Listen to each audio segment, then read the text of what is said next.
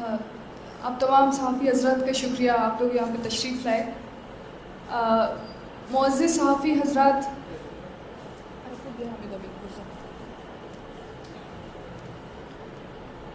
جیسا کہ آپ سب جانتے ہیں، گزشتہ 1 ماہ سے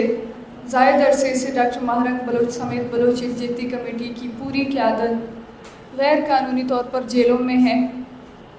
اور کراچی سمیت بلوچستان کے متعدد علاقوں میں پرامن سیاسی اجتماع پر پابندی عائد کی گئی ہے۔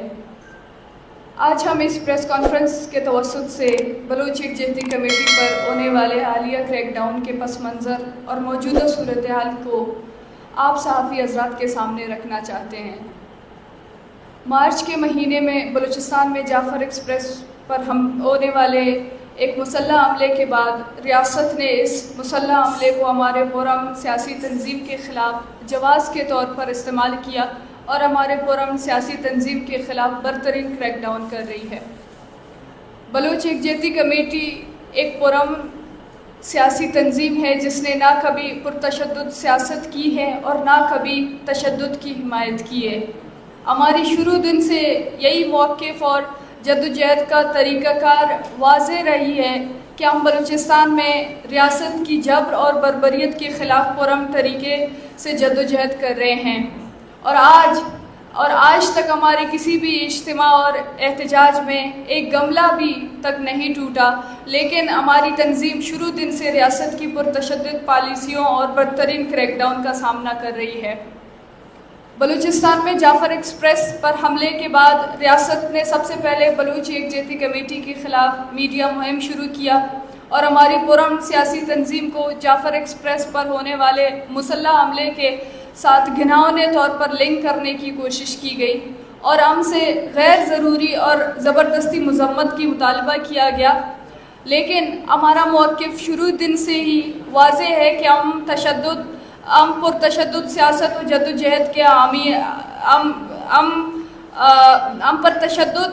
سیاست و جدوجہد کے حامی ہیں اور نہ ہی کسی بھی قسم کی تشدد کی حمایت کرتے ہیں، اور ہمارا موقف آن دی ریکارڈ میڈیا پر موجود ہے اور ہم متعدد مرتبہ اپنے موقف کو میڈیا کے سامنے لا چکے ہیں، لیکن اس کے باوجود ہماری تنظیم کو بدترین کریک ڈاؤن کا سامنا ہے۔ جس طرح جعفر ایکسپریس پر حملے کے بعد بلوچستان حکومت کی جانب سے مشکوک انداز میں متعدد لاشوں کو کوئٹہ کے ایک قبرستان میں دفنایا گیا تھا اور کچھ لاشیں سول اسپتال کوئٹہ کے سرد خانے میں رکھ کر کسی کو ان تک رسائی نہیں دی جا رہی تھی، اس المیے کے دوران جبری گمشدگی کے شکار بلوچ افراد کے خاندانوں میں تشویش اور خوف کی ایک لہر دوڑی تھی، کیونکہ پچھلے کئی سالوں سے ریاست کسی بھی مسلح عملے کی پاداش میں اپنے قید خانوں سے جبری گمشدگی کے شکار افراد کو نکال کر انہیں ماورِ عدالت قتل کر کے جعلی مقابلوں میں مارنے کا دعویٰ کرتی ہے، یا کسی مسلح عملے میں مارے جانے والے مسلح افراد کے ساتھ جبری گمشدگی کے شکار افراد کو بھی قتل کر کے ان کی لاشیں وہیں رکھ دی جاتی ہیں اور انہیں بھی مسلح افراد ظاہر کیا جاتا ہے۔ اس طرح کے متعدد واقعات رونما ہو چکے ہیں اور ہمارے پاس بحیثیت تنظیم ان کا ڈیٹا بھی موجود ہے، لہٰذا اس بار بھی یہی صورتحال تھی۔ جبری گمشدگی کے شکار افراد کے اہل خانہ ہر روز سول اسپتال کوئٹہ کے چکر لگا رہے تھے اور ان کا مطالبہ نہایت ہی سادہ اور پاکستان کے آئین و قانون کے مطابق تھا کہ ان لاشوں تک ہمیں رسائی دی جائے یا ان کی شناخت ظاہر کی جائے تاکہ معلوم ہو سکے کہ آیا یہ لاشیں ہمارے پیاروں کی ہیں یا نہیں ہیں۔ اس آئینی و قانونی مطالبے کے پاداش میں ریاست نے جبری گمشدگی کے شکار افراد کے لواحقین کو بدترین تشدد کا نشانہ بنایا اور پھر متعدد متاثرہ خاندانوں کے افراد کو جبری گمشدگی کا نشانہ بنایا۔ بلوچ یکجہتی کمیٹی نے اس جبر اور درندگی کے مخالفت کی اور متاثرہ خاندانوں کے لیے آواز اٹھائی اور ان کے ساتھ کھڑی رہی، جس کے پاداش میں بلوچ یکجہتی کمیٹی کی قیادت اور کارکنان کو بدترین ریاستی کریک ڈاؤن کا سامنا رہا۔ ہماری تنظیم کے خلاف حالیہ کریک ڈاؤن 19 مارچ کو شروع ہوا اور اس وقت تک جاری ہے، جس میں ہمارے تنظیم کے سربراہ ڈاکٹر ماہرنگ بلوچ اور ہمارے مرکزی رہنما صبغت اللہ شاہ، بیبکر بلوچ، بیبو بلوچ، گلزادی بلوچ اور لالا وہاب اور مجھ سمیت ہمارے 200 کے قریب کارکنان کو گرفتار کیا گیا تھا، جس میں سے اب تک صرف مجھے اور لالا وہاب کو رہا کیا گیا، لیکن ڈاکٹر ماہرنگ سمیت ہمارے باقی تمام دوست غیر قانونی طور پر قید میں ہیں، جبکہ اب تک اس کریک ڈاؤن میں ایک کمسن بچہ سمیت 3 لوگ شہید اور درجنوں زخمی ہو چکے ہیں، اور ظلم و ستم کی اس لیول تک پہنچ گئی ہے کہ ہمارے پرامن مظاہرے پر فائرنگ کر کے کمسن بچہ سمیت 3 لوگوں کو قتل کیا گیا، اور اس کی FIR بھی ڈاکٹر ماہرنگ سمیت ہمارے رہنماؤں کے خلاف درج کی گئی۔ ہماری تنظیم بلوچ یکجہتی کمیٹی پر ریاستی کریک ڈاؤن کی بنیادی وجہ یہ ہے کہ ہم بلوچستان میں ریاست کے انسانی حقوق کے پامالیوں، تشدد اور ناانصافیوں کے خلاف آواز اٹھاتے ہیں اور پرامن جدوجہد کرتے ہیں۔ ریاست پاکستان ہماری پرامن جدوجہد کو تسلیم کرنے کے بجائے، ہمیں انصاف فراہم کرنے کے بجائے ہمارے جدوجہد کو متنازع کرنے کے لیے ہم پر مختلف بے بنیاد الزامات لگا رہا ہے، اور مسلسل ہمارے پرامن کارکنان پر تشدد اور طاقت کا استعمال کرتی آ رہی ہے، جبکہ اس تمام عرصے میں ڈاکٹر ماہرنگ، صبغت اللہ شاہ جی،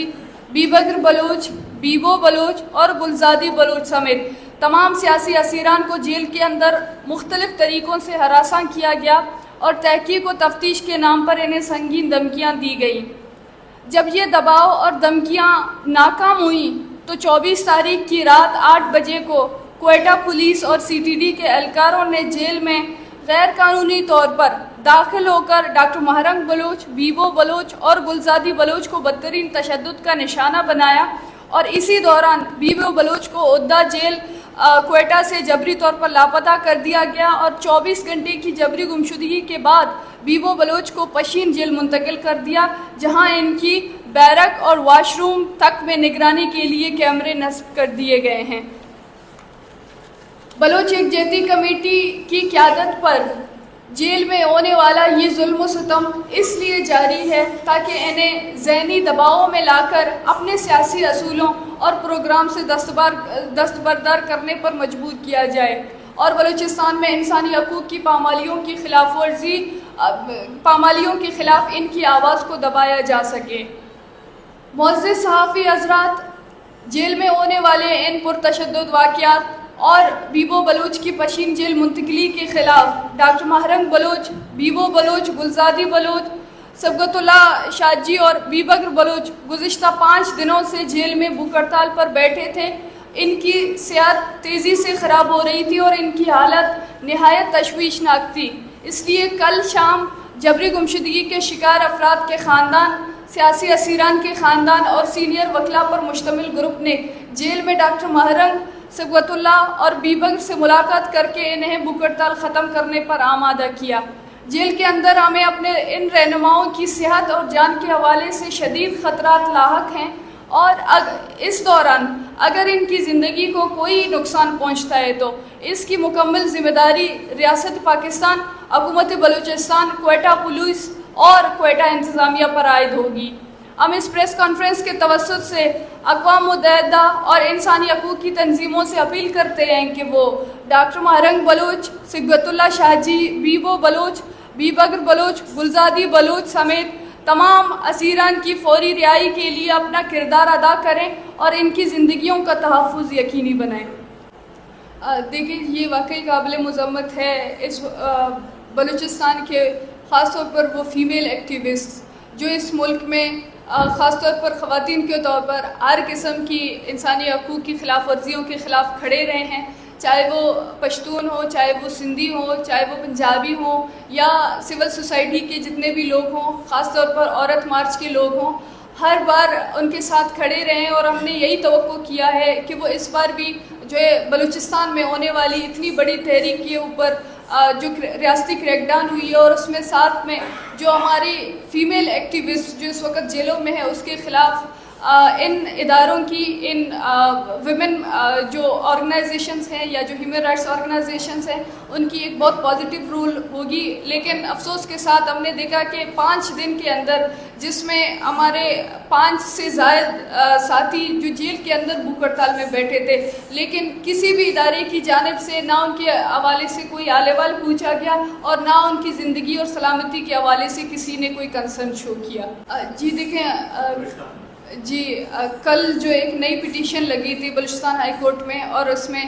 جو بلوچ یکجہتی کمیٹی کے لیڈران ہیں ان کے علاوہ جو 92 افراد جو کہ جن میں کم سن بچے بھی ہیں جو کہ ابھی تک 3 MPO کے کیس میں مختلف جیلوں میں بند ہے, ان کی رہائی کے حوالے سے جو ہے ہائی کورٹ بلوچستان نے یہ اعلان کیا کہ آج کے دن اگر انتظامیہ اور ہوم ڈپارٹمنٹ اگر اس چیز کو ثابت نہیں کرتی ہے کہ وہ کسی ایک الیگل یا وہ ایک پبلک مینٹیننس ان سے افیکٹ ہو رہی تھی تو ان کو ریلیز کرنی ہوگی. لیکن آج کے دن بھی ان کے اس ہیئرنگ کی جو ڈیٹ تھی اس کو بھی آگے بڑھایا گیا اور ابھی تک کسی کو بھی ریلیز نہیں کیا گیا. دیکھیں جب آپ جیلوں میں ہو تو آپ سے بات چیت کے لیے آتے ہیں, اور جہاں تک پیپلز پارٹی کی حکومت کی بات ہے تو ہم اسی پیپلز پارٹی کے دور حکومت میں میرے والد ڈاکٹر دین محمد بلوچ جبری طور پر گمشدہ کیا گیا, اور اسی پیپلز پارٹی کے دور حکومت میں مجھے کراچی میں بالوں سے کھینچ کر گھسیٹ کر میرے سروں سے چادریں چھین کر اور میرے ساتھیوں پر تشدد کر کے ان کو گرفتار کر کے مجھے 10 دن کے اندر سینٹرل جیل میں ڈالا گیا. اسی پیپلز پارٹی کی حکومت میں ہماری بلوچ یکجہتی کمیٹی کی پوری سینٹرل جو لیڈرشپ ہے وہ اس وقت جیلوں میں ہے, اور بجائے اس کے کہ ہمارے معاملات کو ہمارے ایشوز کو کنسیڈر کرنے کے, ہمارے معاملات سننے کے, ہماری جو آوازیں ہیں یا ہمارے جو مطالبات ہیں ان کو سننے کے, بار بار ہمارے اوپر الزام تراشی کی جا رہی ہے, مختلف طریقے سے ہمارے اس پرامن اور سیاسی تحریک کو متنازع کرنے کی کوشش کی جا رہی ہے. اور المیہ یہ ہے کہ اس وقت جو پیپلز پارٹی کی حکومت میں ہیں, جو بینظیر بھٹو صاحبہ کی جو صاحبزادیاں ہیں, وہ جو خود بینظیر بھٹو صاحبہ کی اپنی ایک پوری ہسٹری ہے کہ وہ کس طریقے سے اس ریاستی جبر کا سامنا کرتے ہوئے وہ ایک پورے ایک پروسیس سے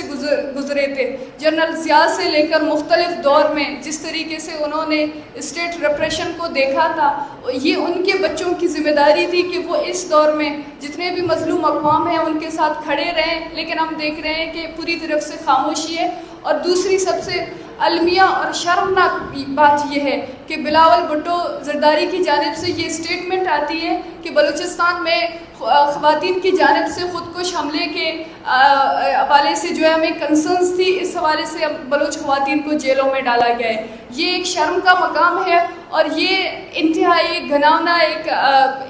ایک اللاجیکل بات ہے کہ آپ کو بلوچستان میں اگر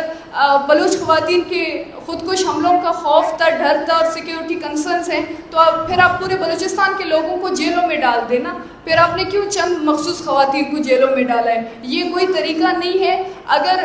اس طریقے کی کوئی خودکش حملوں کے کنسرنز ہیں تو یہ بھی سیکیورٹی اداروں کی ناکامی ہے. اس پہ آپ سیکیورٹی اداروں کو آئیں, آپ اکاؤنٹیبل کریں کہ وہ کس بیسس پہ بلوچستان میں بیٹھے ہیں, وہ کس وجہ سے قانون اور تحفظ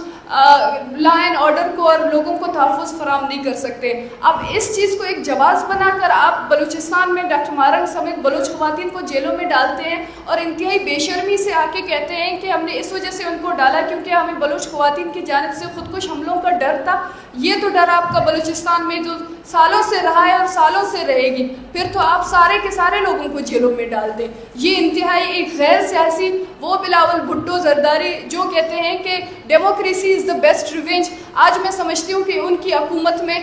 ان کے لیے کہتی ہوں کہ ان کو یہ کہنا چاہیے تھا ڈیموکریسی کی بجائے کہ آمریت از دی بیسٹ ریونج. آج جس طریقے سے وہ کر رہے ہیں یہ ایک آمرانہ حکومت ہے, اور بلوچستان پیپلز پارٹی کی جو دور حکومت میں بلوچستان میں جس طریقے سے سیاسی آوازوں کو, پرامن آوازوں کو جس طریقے سے کریک ڈاؤن کا سامنا رہا ہے, یہ ہم کبھی نہیں بھولیں گے.